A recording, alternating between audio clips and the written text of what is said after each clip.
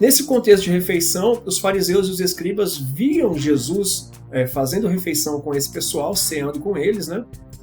E ali eles criticavam, dizendo ali, divide um momento muito íntimo com pecadores e come com eles. O contexto aqui então era a discriminação da classe com quem Jesus estava fazendo refeição. E aí Jesus, ele, com os publicanos e pecadores na sua refeição, sabendo dessa crítica, dessa murmuração entre os escribas e os fariseus, propõe a eles alguns textos.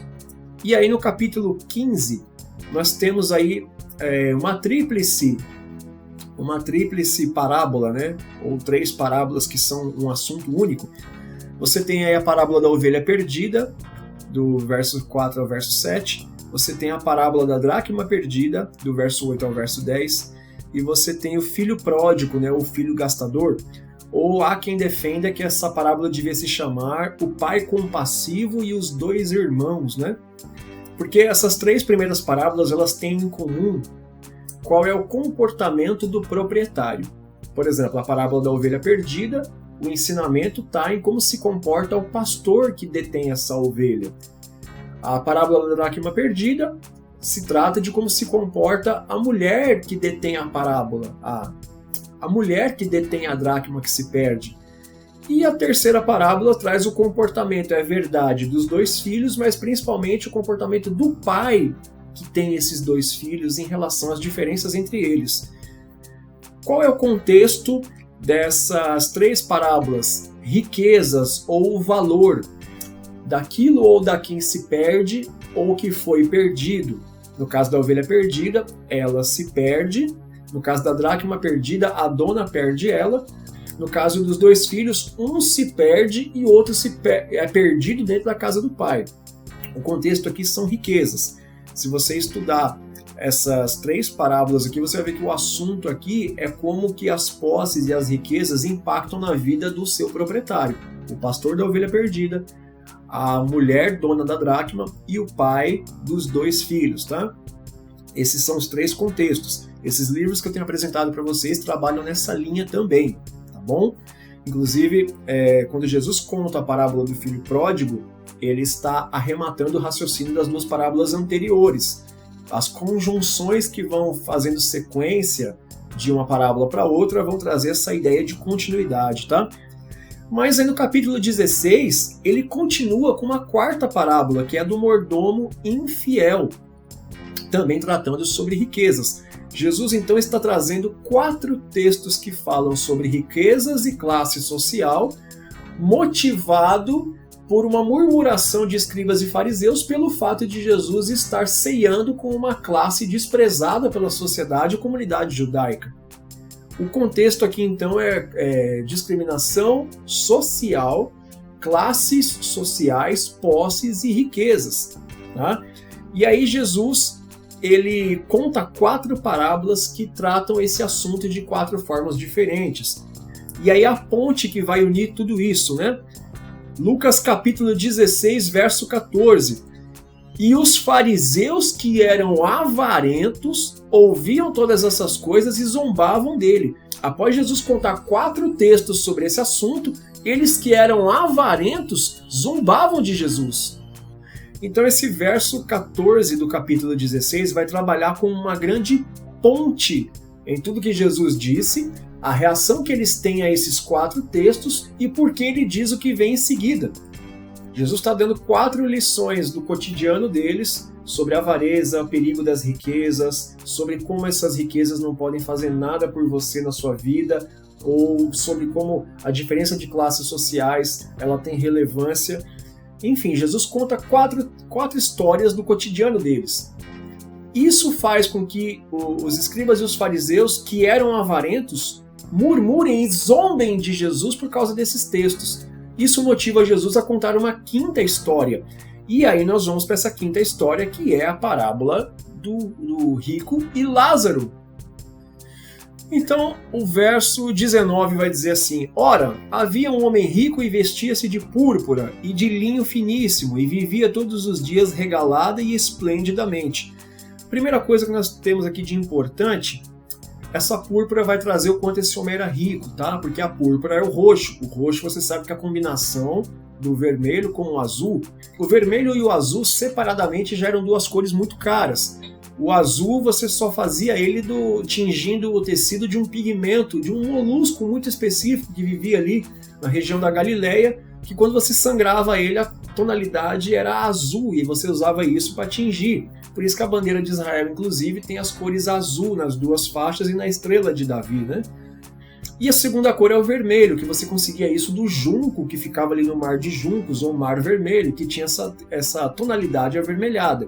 Duas cores que individualmente a sua manufatura já era muito cara, você combinava as duas e fazia a púrpura. Por isso era, por exemplo, a cor dos reis, né? A cor púrpura. Então você já tem aqui uma ideia de como esse homem era rico, já que ele se vestia de púrpura, mesmo sem a menção de que ele era rei ou algo do tipo, tá?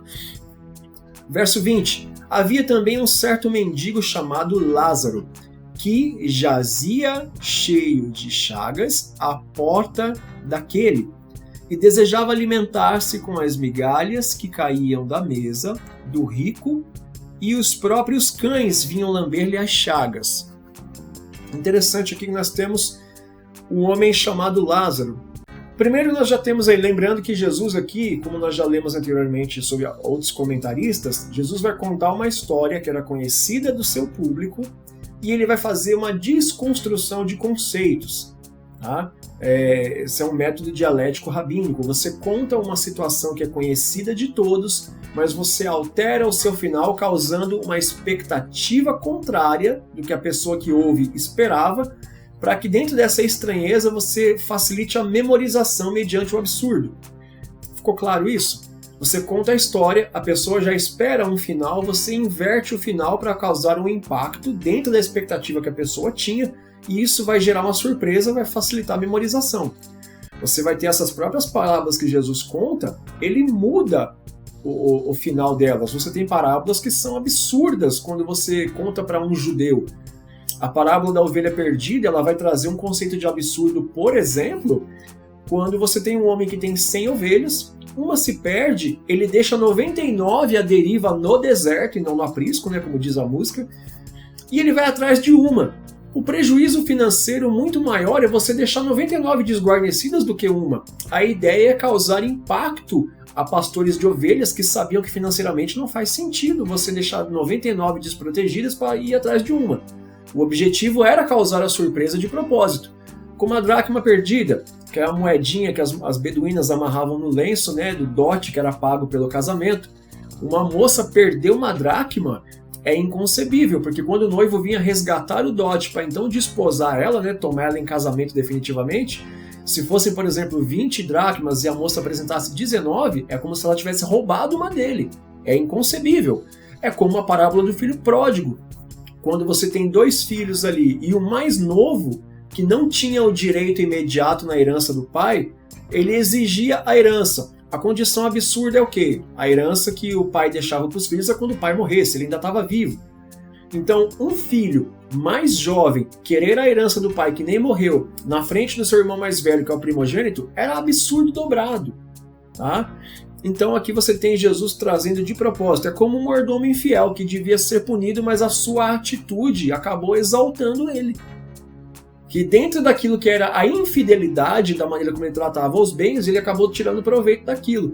O objetivo dessas 4 parábolas e mais essa quinta é trazer o absurdo para facilitar a memorização do conceito mediante o absurdo.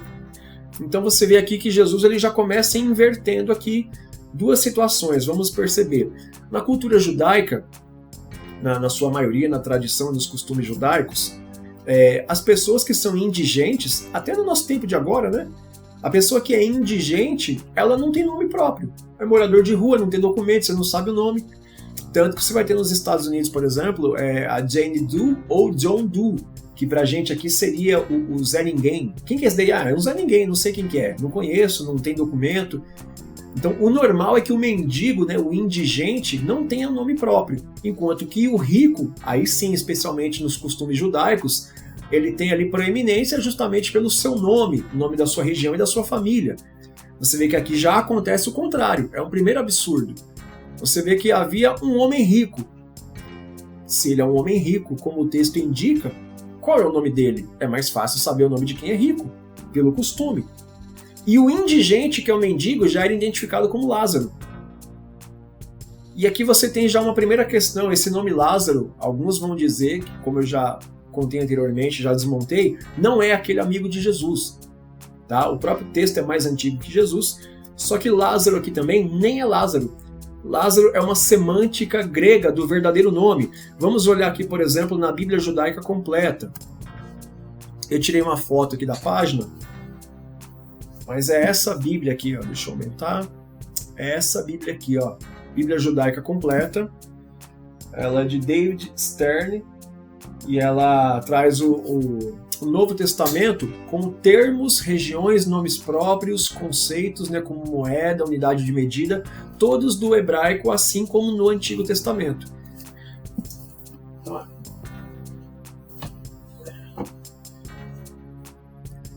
Então você tem aqui a página que eu tirei foto aqui dessa minha Bíblia, que Lázaro, ele aparece aí como Eleazar. Eleazar ou Eliezer, que é o mesmo nome. Eli é meu Deus ou Deus meu. Ezer é ajudador ou auxiliador. Assim como lá em Gênesis, no capítulo 2, que Deus fala, farei uma mulher, uma ajudadora que seja idônea. Ezer knegdo, ajudadora ou auxiliadora, contrária ou oposta.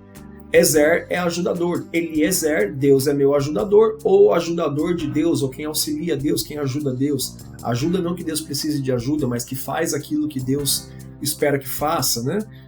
Então aqui o nome da verdade desse rapaz, dentro do costume da cultura judaica, é Eleazar.